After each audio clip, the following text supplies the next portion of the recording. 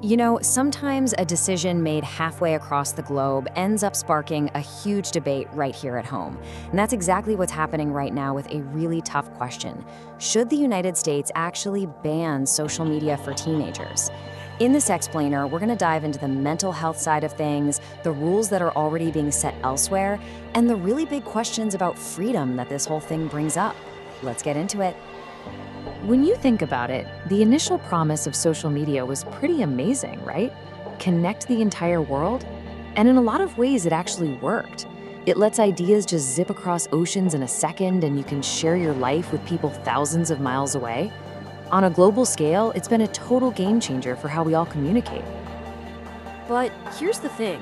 For all that global connection, the fallout, the consequences, well, those are felt on a really personal, really local level.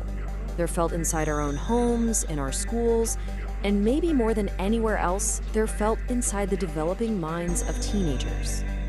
And because of all this growing evidence and public worry, one country finally decided, okay, enough debate. And they took a really big official step. And that one move has turned a national conversation into a global one. So that brings us right to the big question we're digging into today. Should the United States do what Australia did? And look, this is so much more than just an argument about screen time. It's a huge question about public health, what we expect from big tech companies, and ultimately where we as a society decide to draw the line. To really get a handle on that question, we have to start with the why. Why is this even a debate in the first place? So let's take a look at what the data tells us about the connection between social media and the mental health crisis we're seeing among young people in America. For years now, this isn't new. Researchers have been seeing some really concerning trends. Study after study keeps pointing to a powerful link between heavy social media use by teens and these very specific, very damaging outcomes. Patterns are just really consistent and, frankly, pretty troubling. Now, to be super clear here, no one is saying social media is the only cause of these problems.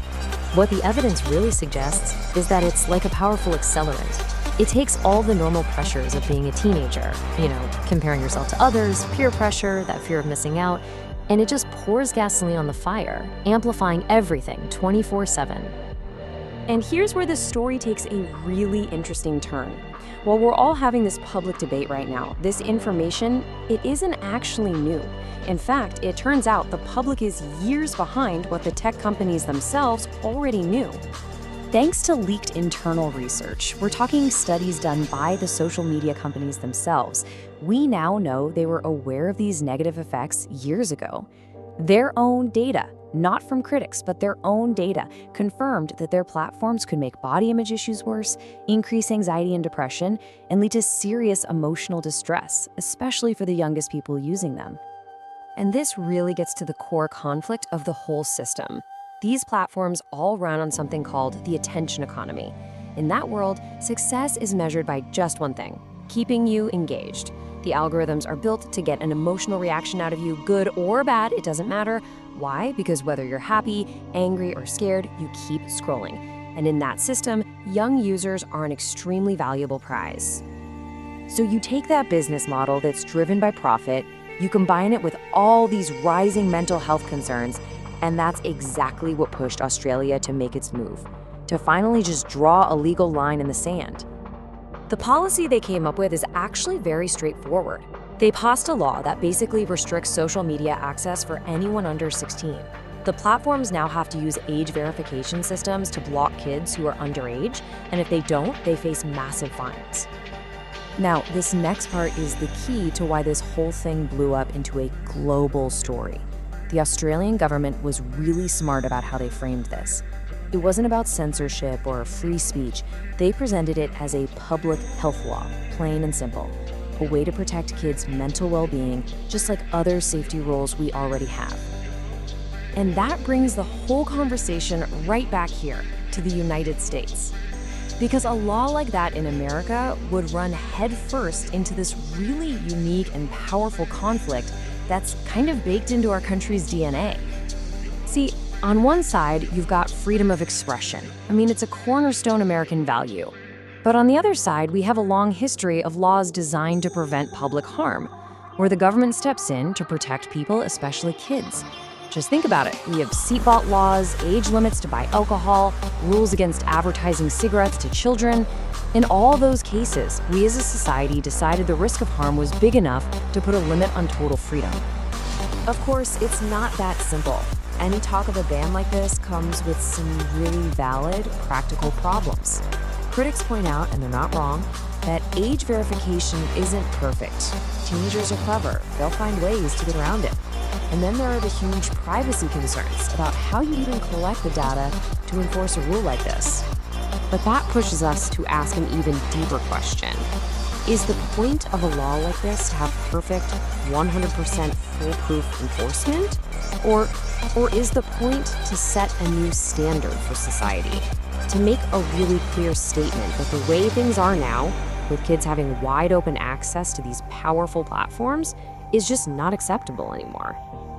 Now, whether you're for a ban or against it, just about every expert agrees that a ban all by itself isn't a silver bullet. Real long-term change is going to take something else, something more fundamental: education. And what's being talked about is a totally new kind of literacy that's just essential for living in the modern world.